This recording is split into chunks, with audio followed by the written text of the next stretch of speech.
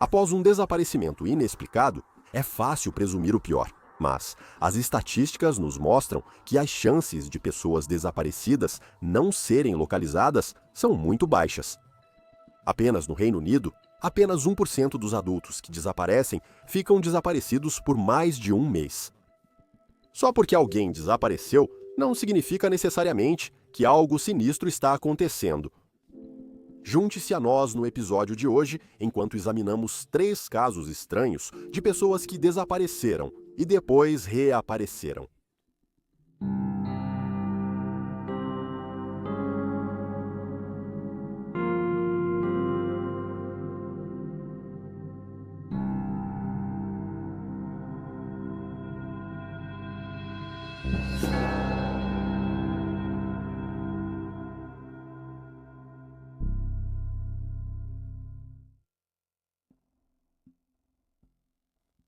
Cheryl Ann Barnes. A jovem de 17 anos, Cheryl Ann Barnes, foi vista pela última vez na cidade de Bushnell, Flórida, no dia 3 de janeiro de 1996, quando estava a caminho da escola. Quando ela não voltou para casa naquela tarde, os alarmes começaram a soar para seus avós, que notaram que era fora do comum para a adolescente. Nas horas seguintes, as autoridades iniciaram a busca por Cheryl, descobrindo que ela havia sacado $100 em um caixa eletrônico.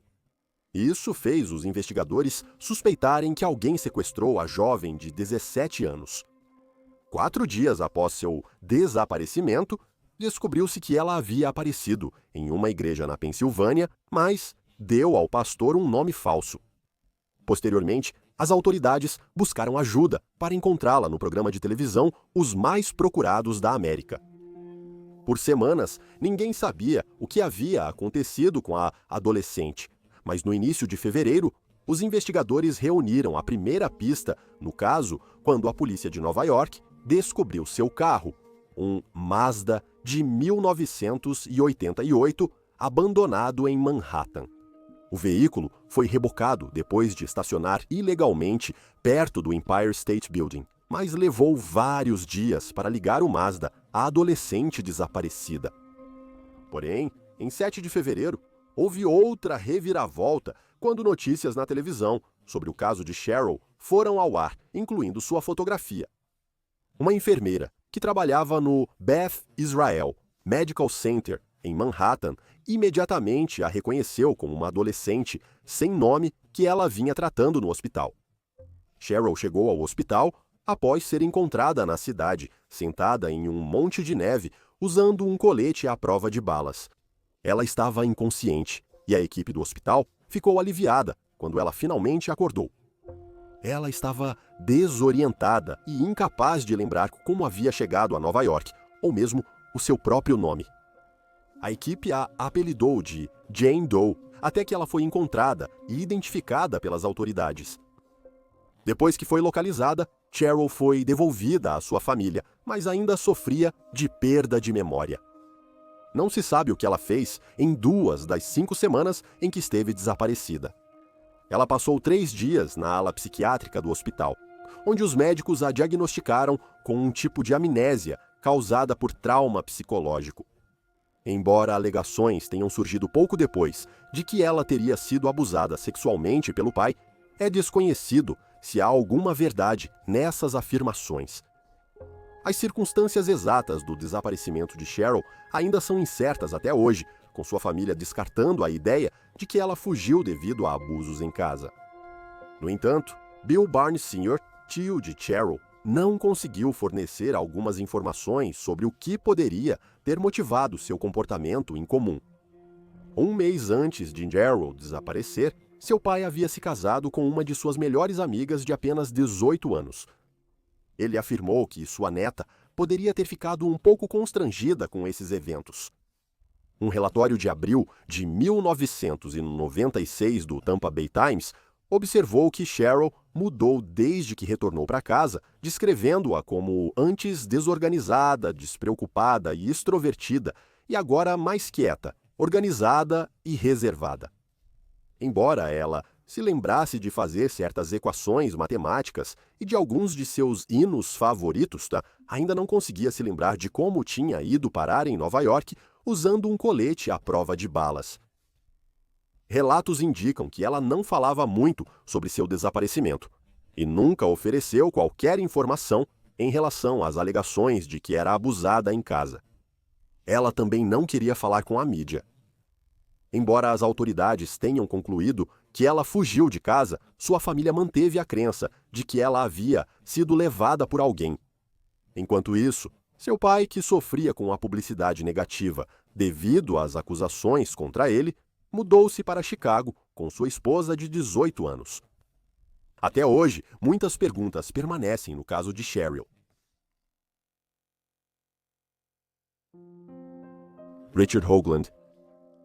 Linda Eisler lembrou que seu marido, Richard Hoagland, era um homem espontâneo, bem-sucedido e divertido para estar junto. O casal se casou em 1982 e, por todas as contas, eles levaram uma boa vida. Eles tinham uma renda estável, uma grande casa em Indiana para criar seus 2 filhos e faziam viagens para locais excitantes e exóticos. Enquanto as coisas estavam melhores do que nunca para Linda, era diferente para Richard, como sua desaparição em 1993 mostraria. Em 10 de fevereiro daquele ano, Richard ligou para Linda, enquanto ela estava no trabalho, e disse a ela que estava tão mal que precisava ir para a emergência. Ela pediu que ele esperasse e que iria junto, mas ele recusou, dizendo que não podia. Nas horas seguintes, Linda ligou para vários hospitais locais em busca de informações sobre seu marido, mas ele não havia sido admitido em nenhum deles.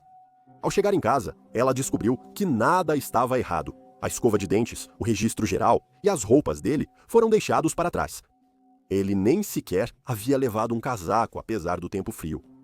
Richard deixou para trás não apenas sua esposa, mas seus 2 filhos, Matthew, de 9 anos, e Douglas, de 6 anos. Naquele verão, os 2 filhos ganharam cartões de aniversário com $50 dentro. O cartão de Doug dizia: "Talvez em breve possamos nos ver. Aposto que nem vou saber. Faz tanto tempo. Obedeça sua mãe. Tchau, pai."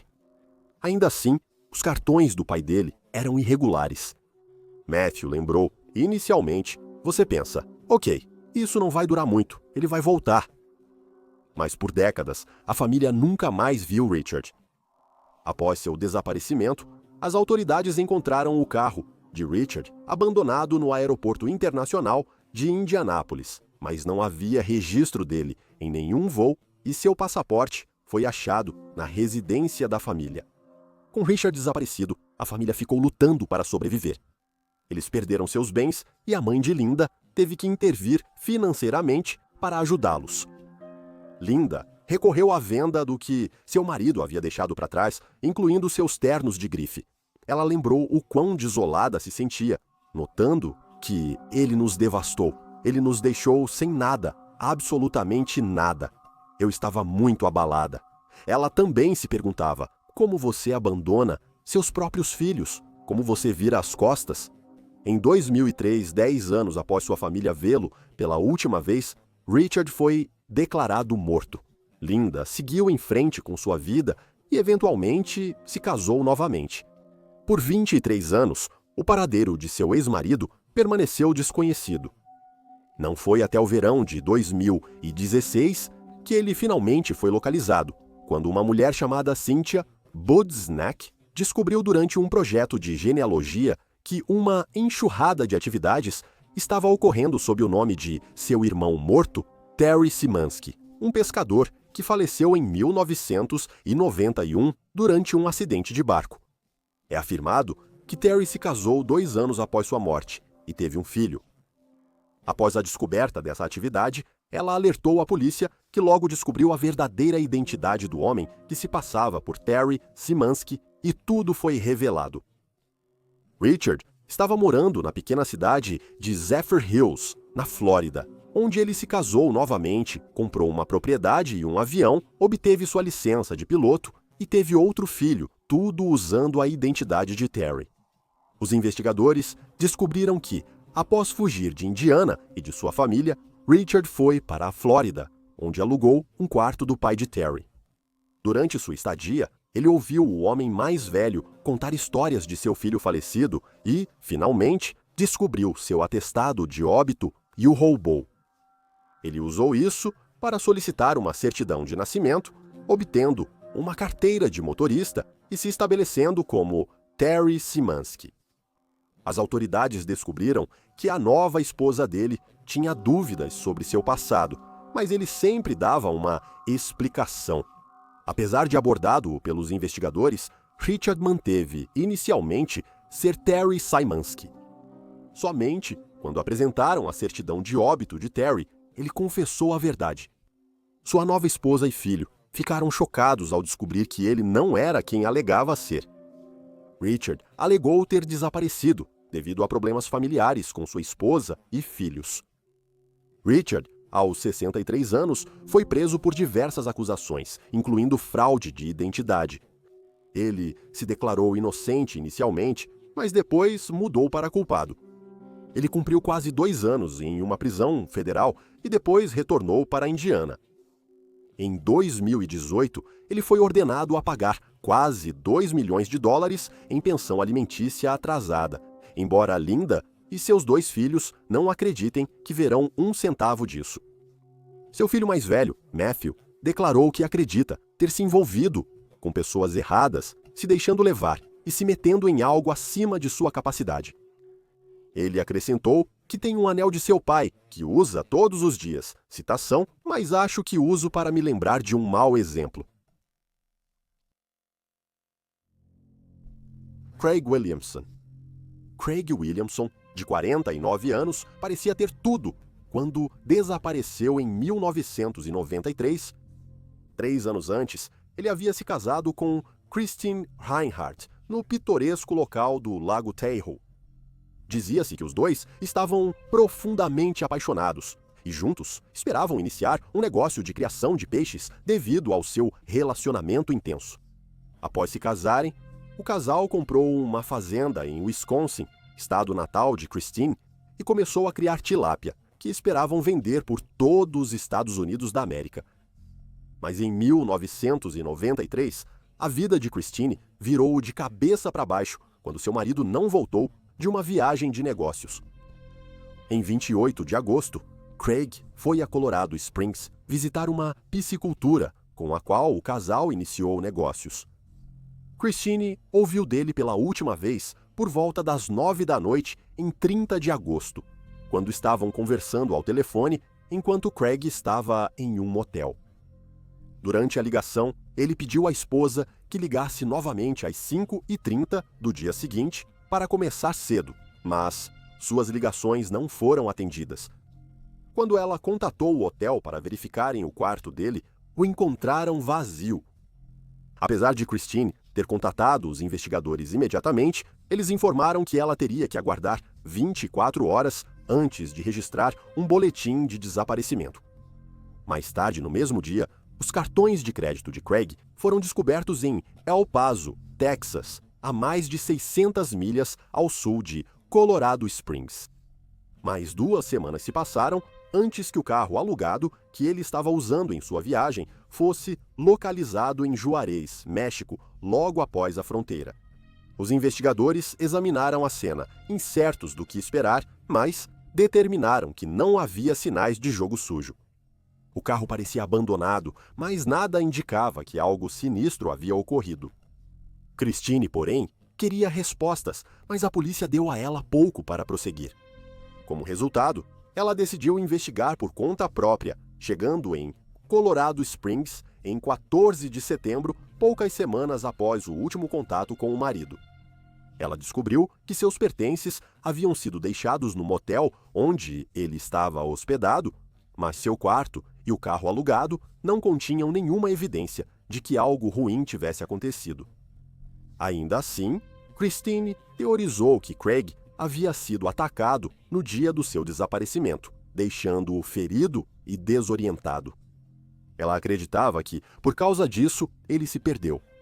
Para onde, no entanto, ela não tinha certeza. Um possível avistamento de Craig veio à tona após várias reportagens, com estações de televisão, tanto em Wisconsin quanto no Colorado, transmitindo a história. Dias depois da primeira transmissão do caso na televisão, Judy Inman se apresentou. Ela afirmou que 2 semanas após a última vez que se ouviu falar de Craig, ela estava em um trem, viajando de seu estado natal, Montana, para Washington, quando viu a bordo um homem desgrenhado que se parecia com Craig. Ela se lembrou que ele falava sobre aquários e peixes de fora dos Estados Unidos da América e, como enfermeira, ela tinha certeza de que ele sofreu algum tipo de lesão na cabeça. Essa testemunha, em particular, trouxe algum alívio para Christine. Ela acreditava que Judy Inman tinha visto Craig, especialmente porque o homem falava sobre peixes. Ela também supôs que ele tinha ido para Washington, onde o casal se conheceu inicialmente. Christine então deixou o Colorado e foi para Washington tentar encontrá-lo, e até pegou o trem de Montana para Washington na esperança de que ela encontrasse o homem que a testemunha tinha visto, para determinar de uma vez por todas se ele era realmente Craig. Porém, no fim de dezembro, Christine continuava buscando. No dia seguinte ao Natal, ela mostrou a Judy Inman fotos das estações de trem na rota que ela tinha feito, e Judy determinou que o homem havia descido em Wishram, Washington. Christine então teorizou que seu marido havia confundido Wishram com a cidade de Washagal, um lugar onde ele morou durante a década de 80. O filho de Craig, de um relacionamento anterior, logo viajou para Wishram, colocando cartazes de pessoa desaparecida, mas nenhuma pista surgiu. Nos anos seguintes, Christine manteve sua crença de que Craig havia sido ferido e que um dia ela o veria novamente. Os investigadores, no entanto, tinham várias teorias diferentes. Apesar da falta de indicação de jogo sujo, alguns suspeitavam que ele havia sido assassinado e seu carro abandonado no México pelo criminoso. Outros, no entanto, apresentaram a teoria de que Craig havia partido de propósito, abandonando sua vida antiga em favor de começar de novo. O grupo de investigadores achou estranho que os cartões de crédito e as aparas de barba foram deixados da maneira que estavam no veículo alugado. Uma análise e teste minuciosos do cabelo revelaram que ele havia sido cortado com tesoura, indicando que Craig pode ter estado a mudar a sua aparência cortando a barba. Outros detalhes notáveis incluíam que se sabia que ele tinha $25 mil consigo no momento do seu desaparecimento e o veículo que ele estava dirigindo na época não continha tanques, comida para peixes ou coolers, essencialmente qualquer coisa que ele precisaria para transportar peixes. As autoridades acreditavam que ele fugiu para evitar as responsabilidades de administrar o negócio. Ele e Christine investiram todo o seu dinheiro e emprestaram mais $400 mil para a fazenda de peixes. O caso de Craig foi destaque em Mistérios Não Resolvidos em maio de 1994. E pouco mais de um ano depois, em julho de 1995, um homem que se chamava Ron assistiu a uma reexibição do episódio. Ron se reconheceu nas imagens e percebeu que ele era o homem desaparecido. Quando reapareceu, Craig morava em Key West, na Flórida. Ele procurou as autoridades e explicou que tinha pouca lembrança de seu tempo em Colorado Springs, exceto que foi assaltado e atacado. Ele acreditava ter sofrido amnésia, agravada por uma concussão ocorrida meses antes de seu desaparecimento. Ele afirmou que acreditava que seu nome era Ron, pois havia acordado no hospital com esse nome. Após ser dispensado, ele vagou pelo país antes de se estabelecer em Key West, onde começou a trabalhar como mergulhador. Craig não tinha lembrança de sua esposa, ex-esposa ou outros membros da família. Embora ele tenha se reunido com Christine, após ser localizado, o casal acabou se divorciando, mas continuou amigo.